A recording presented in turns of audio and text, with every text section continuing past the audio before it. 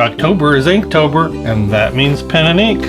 It's gonna be a blast. Don't doubt me on this.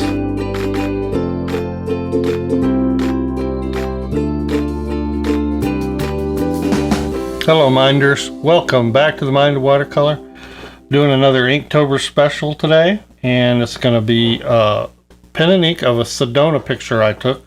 Sedona has all these beautiful rock formations, and I love drawing rock formations, and pen and ink, as you know, is just a fantastic companion to watercolor. So I'm setting aside October to focus on pen and ink, and specifically pen and ink with watercolor, or pen and wash, ink and wash, if you will. What? Oh, Inktober is your favorite time of year, really? Well, that's pretty cool. Why? You like seeing me spill my ink bottle. So on to the ink drawing, and towards the end I will add the watercolor painting to it, and we'll end up with a ink and wash demo that I hope you'll enjoy. Here we go. Well, I decided that in Inktober, I would try to get to know dip pens a little better, so I've been kind of forcing myself to do more with dip pens. Now, I want to say right off the bat, and I've been wanting to do this for a while, but you, my patrons that are sponsoring me on Patreon, have really become a factor in me doing these and these videos. So I want to say that this video is brought to you by my patrons on Patreon. You are my sponsor for this video and many others. Thank you so much. And in that regard, make sure you're catching the Sketchbook Peaks videos. If you haven't seen those, there are up to 12 different videos now, and that's at the Sketchbook Peaks level. And I just started a new pen and ink tutorial series for those at the video extras level, which is the next level up. So make sure if you're at that level that you're getting all those perks that you're entitled to. But thank you again, and on to the Inktober work here. You know, I'm kind of make a big deal out of Inktober, but it's, and not necessarily that I'm a big participant or anything like that. I'm not. I've only done 3 drawings. Now I'm probably going to do 2 or 3 more. So I definitely don't do the whole 31 for the month, but it's a great thing. I mean, it's any kind of a challenge, whether it's World Watercolor Month like we had back in August, or this Inktober challenge. Challenges are good. They're just good growth times that you can really kind of make yourself work and then go online and see what everybody else is doing. And you'll find lots. I mean, you'll find YouTube videos about, like I've been doing, about ink pens. You'll find lots of great posts on Instagram, Pinterest, if you just use the hashtag, and you can see what all's going on. But it's a great time to push yourself and learn. So I highly recommend it. I started out by just sort of outlining and getting the general road map of these rock formations. And now I'm getting into the hatching, which is essentially in pen and ink, it's your shading, it's your value. I have learned, I think, that during this time that I've been working more with dip pens, I like using them for those outlines or those forms, those outer forms. But probably switching back to like a Pigma Micron for the hatching. There's no particular benefit to using a dip pen on the hatching. At least not for me. It's up to everybody and their style.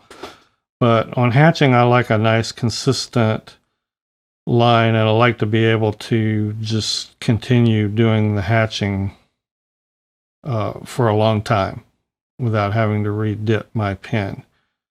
But where I think the dip pen does shine are in those forms, when you're delineating the major forms with the outlines,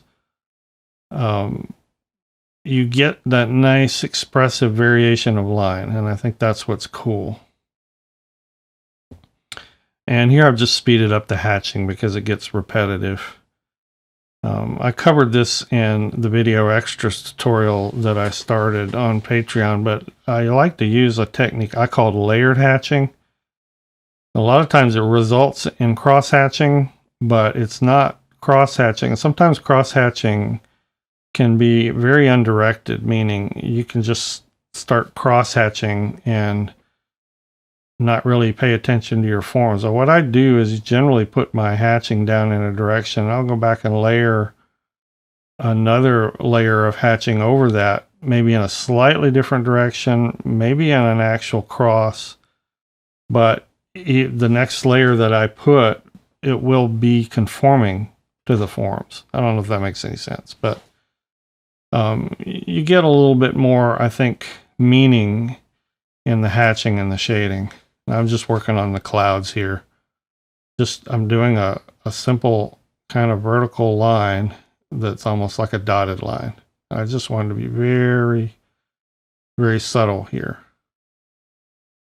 And when you're doing the pen and ink for watercolor, or essentially ink and wash, you have a lot of options. You can do a very minimal line and do most of your value and shading work with the watercolor. Or you can kind of go a middle of the road route where you do a lot of delineating of the forms and some shading and value work with the pen and ink. Or you can go this route where most of the rendering is done in ink. This is a really, I think all of those methods are valid, but this is a really, really fun way to do it, because when you're done with all this work, then it's like a coloring book, and adding the color in is very simple and very easy, and it's a very enjoyable process, and we'll get to that in just a minute. But basically, I'm just going back through now and tweaking. I'm adding some brush to the foreground.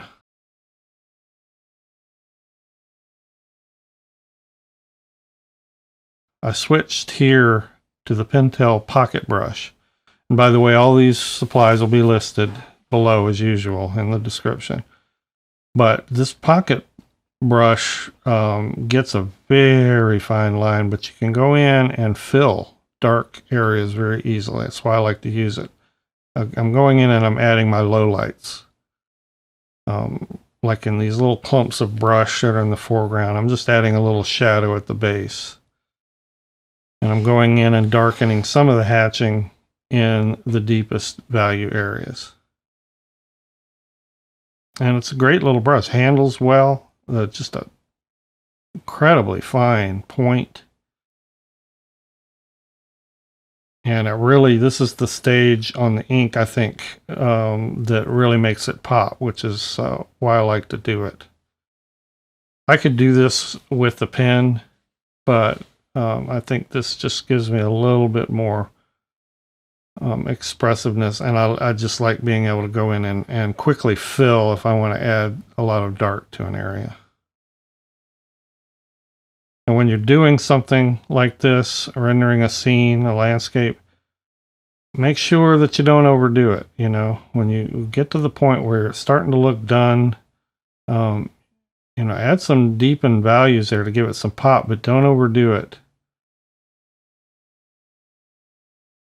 Leave yourself plenty of white. You can see on the light values that most of the rocks facing to the right are what I would call the lighter values. Leave yourself plenty of white to let that color, when you go back to add the wash, to let that color shine through.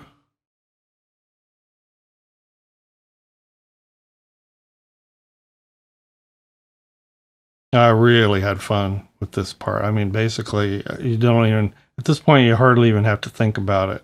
About all I had to think about was the fact that the color comes across in striations or stripes on these rock formations. So you have a lighter stripe and a darker stripe. So I tried to put that in. And I want a slight angle here so the water runs down. So I use that to my advantage, especially where the base of the foreground comes up and meets the base of the rock formation, I mean, meets the foreground. And here you see I'm adding another color stripe.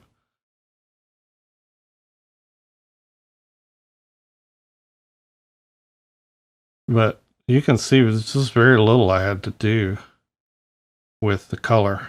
And while it's still wet in places, I just dab in a little deeper color, let it bleed.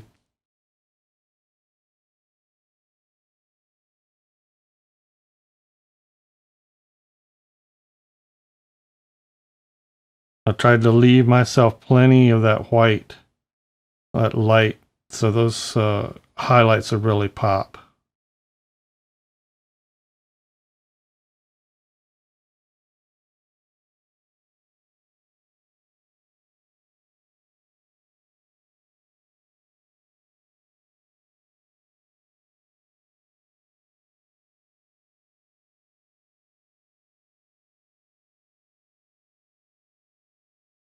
It's deepening the shadow areas a little bit with value.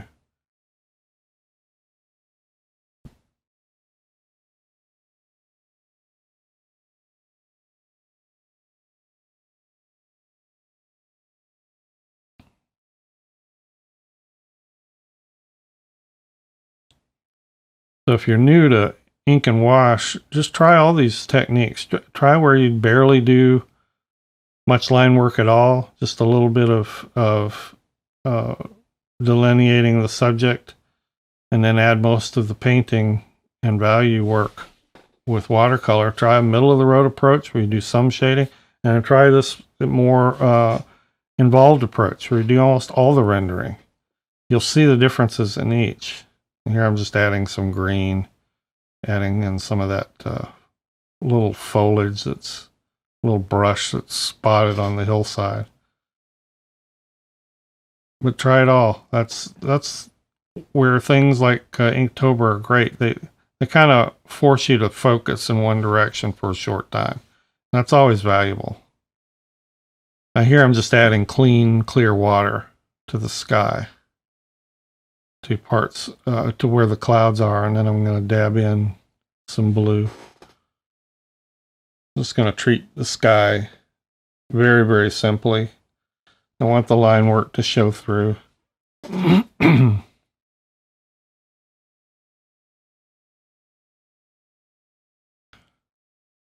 This is a Stillman and Burn Zeta series, I believe. It's basically the extra heavyweight hot press. And for doing a lot of painting, I'm not real happy with it. But for ink and wash, it's actually a great book. Stillman Burn watercolor multimedia books are really pretty nice. I find it takes the ink very well being hot press and smooth. And then if you're just dabbing in these color washes, they look really good. They tend to have a kind of a hard edge.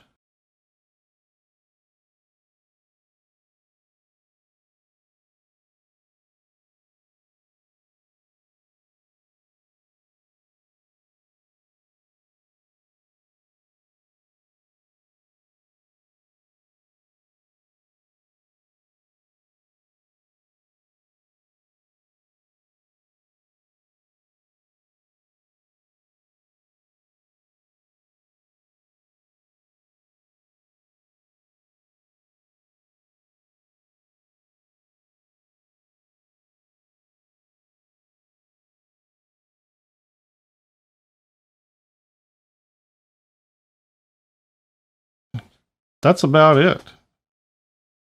There's really not much more to do here, and it's just a really simple treatment. So much fun this is.